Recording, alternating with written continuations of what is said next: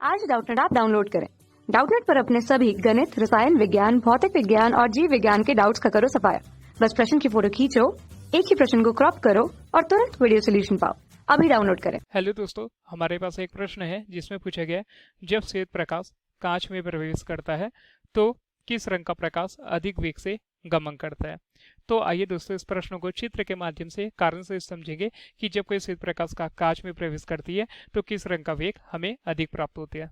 तो दोस्तों, चित्र अनुसार मान लेते हैं ABC एक कांच का ब्रिज में, जिसमें से व्हाइट लाइट यानी कि श्वेत प्रकाश को जब गुजारा जाता है तो वह हमें 7 अलग अलग रंगों में दिखाई देती है। तो इनमें 7 अलग अलग रंगों में जो लाल रंग होता है दोस्तों, वो हमें ऊपर की ओर प्राप्त होता है, और जो बैगनी रंग है जिसे हम अंग्रेजी के वॉयलेट रंग के नाम से भी जानते हैं, वो हमें नीचे की ओर प्राप्त होता है। तो इसका मुख्य कारण यह है कि क्योंकि किसी माध्यम का अपवर्तनांक जो होता है जिसे हम म्यू के द्वारा प्रदर्शित करते हैं, वह व्युत्क्रमानुपाती होता है तरंगदैर्घ्य के मान के अनुसार। यानी कि अगर तरंगदैर्घ्य का मान कम होगा तो माध्यम का अपवर्तनांक अधिक होगा, और तरंगदैर्घ्य का मान अधिक होगा तो माध्यम का अपवर्तनांक हमें कम प्राप्त होगा। क्योंकि हमें पता है कि इनमें से जो लाल रंग होता है दोस्तों, लाल रंग का तरंगदैर्घ्य का मान सबसे अधिक होता है, और इसकी तरंगदैर्घ्य की बात करें तो यह लगभग होता है 6200 एमस्ट्रॉम से लेकर लगभग 7800 एमस्ट्रॉम के मध्य होता है, जो बाकी रंगों की अपेक्षा तरंगदैर्घ्य का मान सर्वाधिक होता है।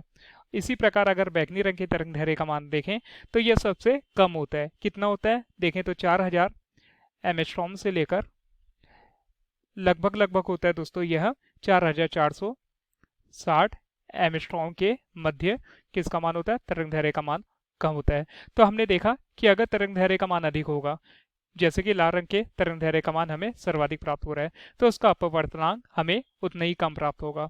और जो किसी माध्यम में प्रकाश की जो चाल होती है दोस्तों, उसे हम v बराबर c बटा म्यू के द्वारा प्रदर्शित करते हैं, जहां v प्रकाश का वेग होगा, c निर्वात में प्रकाश की चाल होगी और म्यू अपवर्तनांक होगा।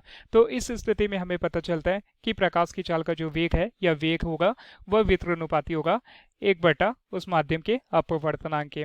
इस स्थिति के अनुसार अगर हम देखें, यानी कि अगर अपवर्तनांक का मान कम होगा तो हमें उस माध्यम में प्रकाश का वेग अधिक प्राप्त होगा। इस प्रकार हमने जाना कि तरंगदैर्घ्य का मान सर्वाधिक किसका होता है, लाल रंग का होता है, और तरंगदैर्घ्य का मान अगर अधिक होगा तो उस माध्यम का अपवर्तनांक हमें उतना ही कम प्राप्त होगा, और माध्यम का अपवर्तनांक अगर कम प्राप्त होगा तो उस माध्यम में हमें प्रकाश की चाल अधिक प्राप्त होगी। तो इस स्थिति में हम लिख सकते हैं लाल रंग के लिए म्यू का मान कम होगा, यानी कि लाल रंग का अपवर्तनांक सबसे कम होता है। तो इस कारण हम बोल सकते हैं अतः लाल रंग का प्रकाश अधिक वेग से गमन करेगा।